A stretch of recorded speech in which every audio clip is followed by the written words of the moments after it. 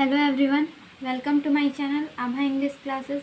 आज हम क्लास 12 का रेनबो पार्ट 2 का first chapter Indian civilisation and culture पढ़ने वाले हैं, जिसके राइटर महात्मा गांधी हैं। सबसे पहले हम इंट्रोडक्शन पढ़ेंगे, उसके बाद चैप्टर स्टार्ट करेंगे।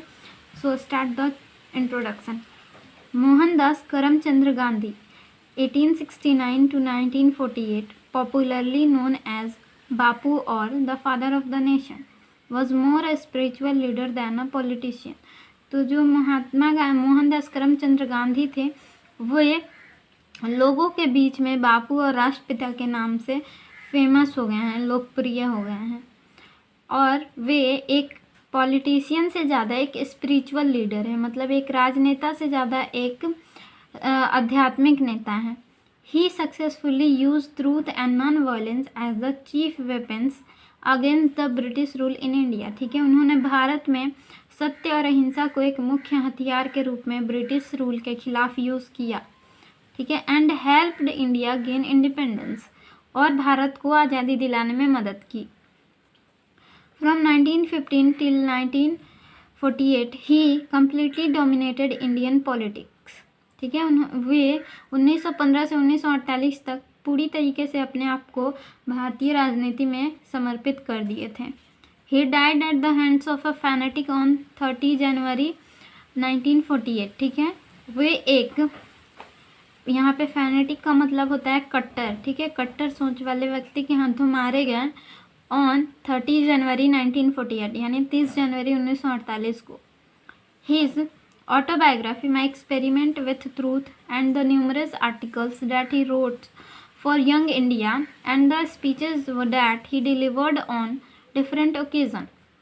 उनकी आत्मकथा my experiment with truth and बहुत सारे ऐसे आर्टिकल जो उन्होंने यंग इंडिया के लिए लिखा, और बहुत सारे ऐसे स्पीचेस जो उन्होंने अलग अलग अवसर पे दिए, उनको एक reveal him not only as an original thinker but also as a great master of chaste idiomatic English. ठीक है, उनको एक ओरिजिनल थिंकर के रूप में ही नहीं, बल्कि एक great master of chaste idiomatic English के रूप में भी उभारती है। मतलब यहाँ पे आइडियोमेटिक का मतलब होता है मुहावरेदार इंग्लिश। ठीक है, कि ग्रेट मास्टर के रूप में भी उभारती है। ठीक है, मतलब वे अपने अंग्रेजी में मुहावरों का बहुत यूज़ करते थे। In the following extract, Indian civilization and culture, Gandhiji talks about the sound foundation of Indian civilization which has a successfully the passage of time withstood the passage of time। ठीक है, मतलब इस extract में बोलते हैं, ठीक है, ये उनकी किसी बुक से एक्सट्रैक्ट लिया गया है, इंडियन सिविलाइजेशन एंड कल्चर। उसके बारे में जो गांधी जी बोलते हैं कि जो भारतीय सभ्यता की जो नींव है, ठीक है, वो सक्सेसफुली खड़ी है टाइम के, मतलब जैसे जैसे टाइम बीत रहा है वैसे वैसे वो भारतीय सभ्यता सक्सेसफुली खड़ी है। ठीक है, the western civilisation which has the tendency to privilege materiality can not match the Indian civilisation that elevates the moral में। ठीक है, इसमें गांधी जी बोलते हैं कि जो वेस्टर्न सभ्यता है, मतलब जो पश्चिमी सभ्यता है, वो उसके पास प्रिविलेज मटेरियलिटी की टेंडेंसी है। मतलब प्रिविलेज मतलब विशेषाधिकार को महत्व देने वाली टेंडेंसी है, जो कि भारतीय सभ्यता से मैच नहीं करती है।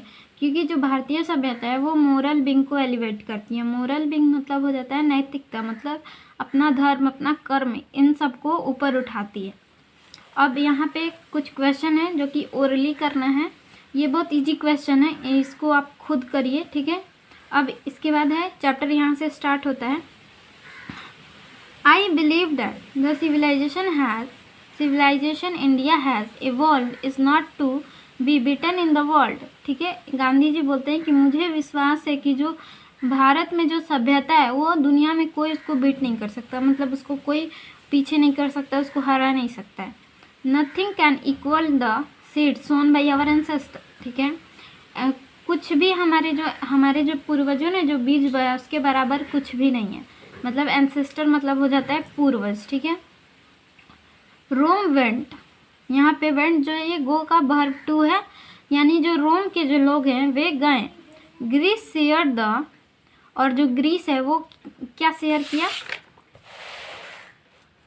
सेम फेट, मतलब वही चीज़ें उसको सिखाई। ठीक है, the might of the Feroz was broken, ठीक है। और इस तरह जो फेरोज का जो माइट था वो टूट गया।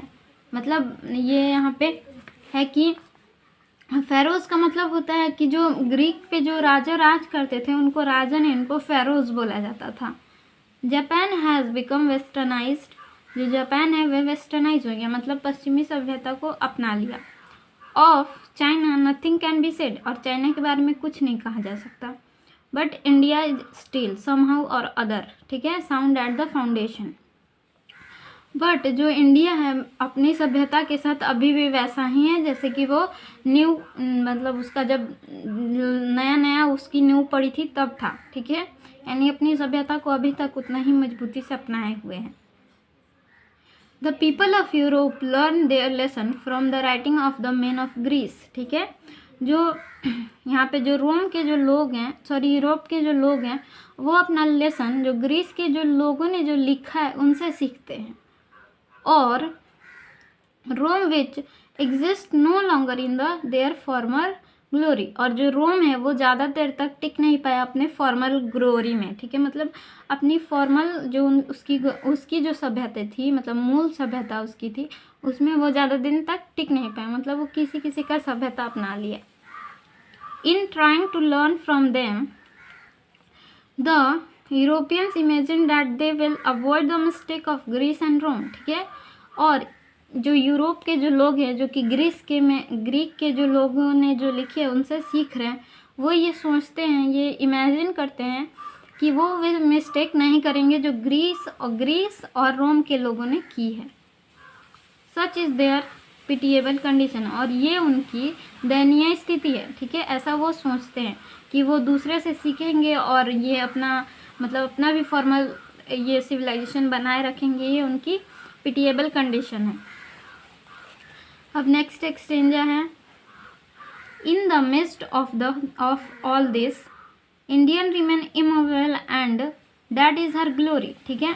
जो इन सब के बीच जो इंडिया है वो इमोवेबल है, मतलब वो अपनी सभ्यता को बनाए हुए हैं और उसकी यही ग्लोरी है। It is a charge against India that her people are so uncivilised, ignorant and stolid, ठीक है। जो इस मतलब भारतीय सभ्यता के मतलब खिलाफ एक आरोप लगाया जाता है कि जो भारत के लोग हैं वो बहुत असभ्य होते हैं, इग्नोरेंट होते हैं और स्टॉलिड है, मतलब गुस्सैल होते हैं, इग्नोरेंट होते हैं, ठीक है। That is not possible to induce them to adopt any changes, उनको कोई भी चीज़ मतलब नया कोई चेंज लाने के लिए कहना उनको मतलब इम्पॉसिबल है, ठीक है। उनमें कोई चेंज नहीं आ सकता है, ऐसा यूरोपियन लोग सोचते हैं। It is a charge really against our merit, ठीक है। और ये जो आरोप है ये हमारे मेरिट के खिलाफ है, मतलब हमारे अंदर जो खासियत है, हमारी जो खूबी है, इसके खिलाफ है। What we have tested and found true on the anvil of the experience, हमने क्या देखा और हमने क्या सच पाया एनविल ऑफ द एक्सपीरियंस यानी अनुभव की कसौटी पे। वी डेयर नॉट चेंज, हमें हिम्मत नहीं है चेंज होने की, ठीक है। मतलब हमें अपनी सभ्यता खोने की हिम्मत नहीं है। Many thrust their advice upon India, बहुत से लोग अपना मतलब एडवाइस थोपते हैं इंडिया पे। एंड सी रिमेन स्टडी, और जो इंडिया है वो बिल्कुल वैसे ही रहता है, ठीक है। This is her beauty, it is the sheet anchor of our hope, ठीक है। और यही उसकी सुंदरता है कि वो किसी और से नहीं सीखता है, मतलब अपनी सभ्यता को नहीं बदलता है, ठीक है। यही उसकी सुंदरता है, वो अपनी सभ्यता को अपनाए हुए है, अपनी मतलब फॉर्मर सभ्यता, मूल जो उसकी सभ्यता है वो उसको अपनाए हुए है। और ये जो है ये सीट ऑफ एंकर है हमारे आशा का, ठीक है, यानी रक्षा कवच है हमारे आशा का। यहीं तक आज की वीडियो में, ठीक है। नेक्स्ट वीडियो में हम थर्ड एक्सचेंजर से स्टार्ट करेंगे। अगर आपको समझ में आया तो please like and share the channel and also subscribe the channel. Thank you for watching.